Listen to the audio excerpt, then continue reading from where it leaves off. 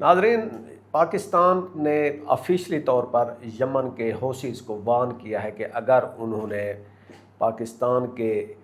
جو ہیں بحری ٹریفک کو ڈسرپٹ کرنے کی کوشش کی تو اسے نتائج بھگتنا ہوں گے۔ اس کے اوپر ابھی تک یمن کے حوثیز کی طرف سے کوئی ریسپانس نہیں آیا، لیکن یہ جو پاکستان کی طرف سے وارننگ ہے اس کا کیا مقصد ہے،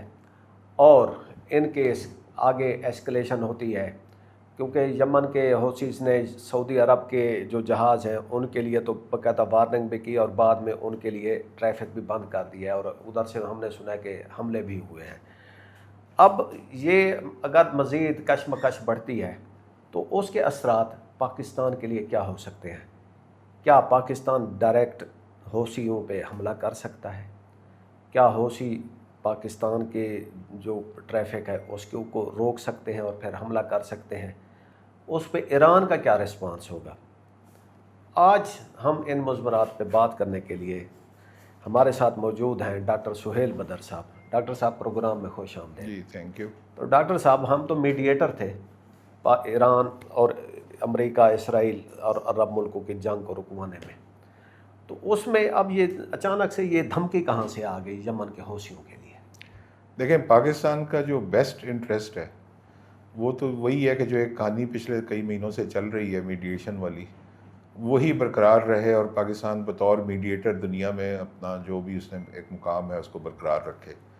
لیکن اگر یہ تھوڑی سی بدل جاتی ہے اور کسی بھی طریقے سے کسی بھی حیثیت میں اس میں پاکستان کو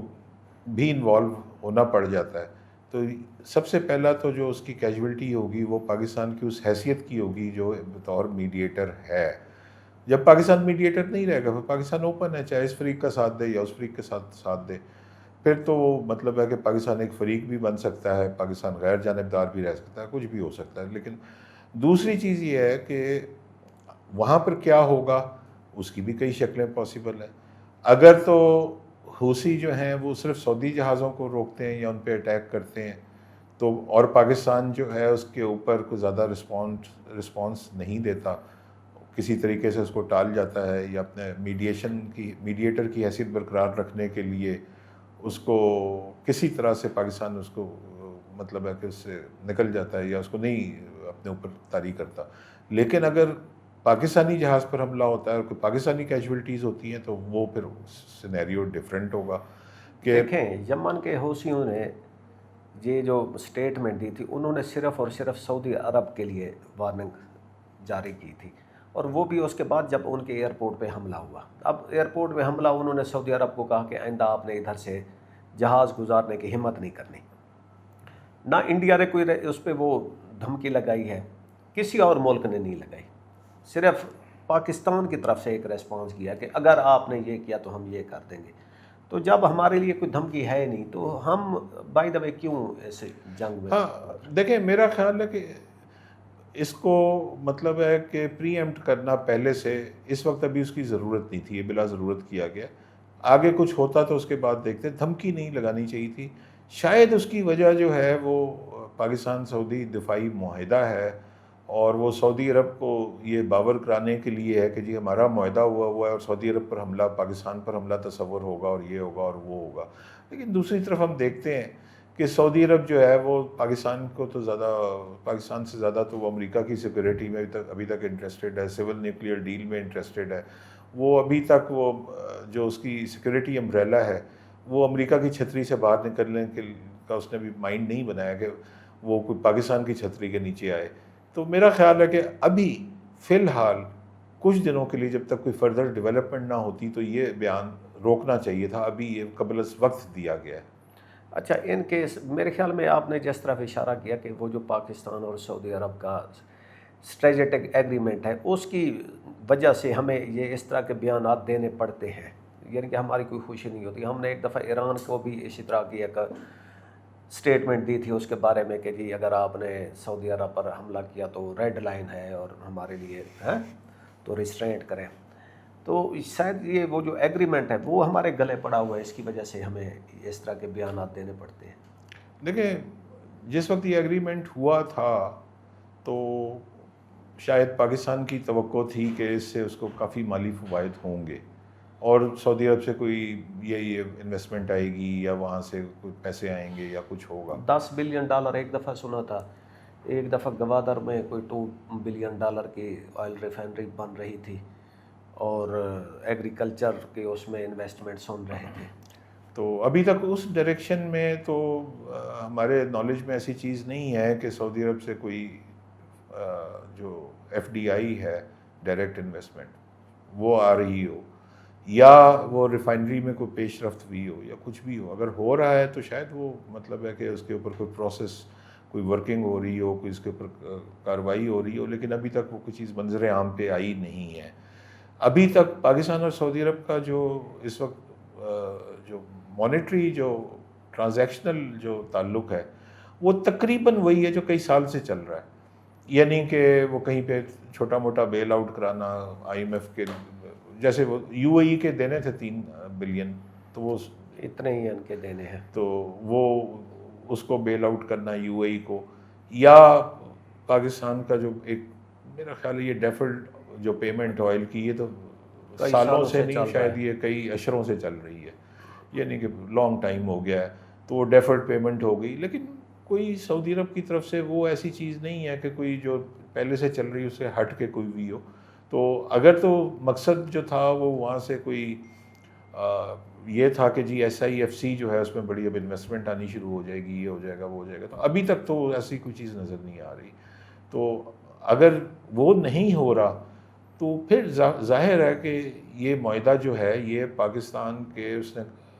قدرے ہاتھ پاؤں باندھ رکھے ہیں، اور پاکستان کو ایک پوزیشن لینی پڑتی ہے، چاہے وہ زبانی بیان کی صورت میں ہی کیوں نہ ہو، ایران کو بیان دینا یا حوثیوں کو بیان دینا، اور وہ اس کو لائیو رکھنے کے لیے، کیونکہ جب معاہدہ ہو رہا تھا تو اس وقت اس طرح کی باتیں بھی ہو رہی تھی کہ معاہدے کی آگے ایکسٹینشن ہوگی، اس میں قطر اور ٹرکی وغیرہ شامل ہوں گے، اس طرف بھی کوئی ابھی تک پیش رفت کوئی خاص نظر نہیں آئی، شاید ہو رہی ہو۔ تو یہ ساری چیزیں ہیں، لیکن اگر اسی طرح رہتا ہے کہ پاکستان جو ہے، کیونکہ دیکھیں پاکستان نے اپنا لیول بڑا نیچے سیٹ کیا ہوا ہے، پاکستان نے یہ بلین 2 بلین 3 بلین سے اوپر کا لیول نہیں سیٹ کیا ہوا، حالانکہ ہماری آرمڈ فورسز پہ بہت زیادہ انویسٹمنٹ ہے۔ ہاں سنس 1970s اس پہ ہم نے کافی، یعنی کہ بجٹ کا زیادہ حصہ آرمڈ فورسز پہ جاتا ہے، تو ہمارا اب آرمڈ فورسز پہ جو انویسٹمنٹ ہے وہ کوئی ہم یہ نہیں کہتے ضائع ہوئی ہے، بلکہ ہمارا ایک پلس پوائنٹ ہے کہ پاکستان کی جو آرمی ہے وہ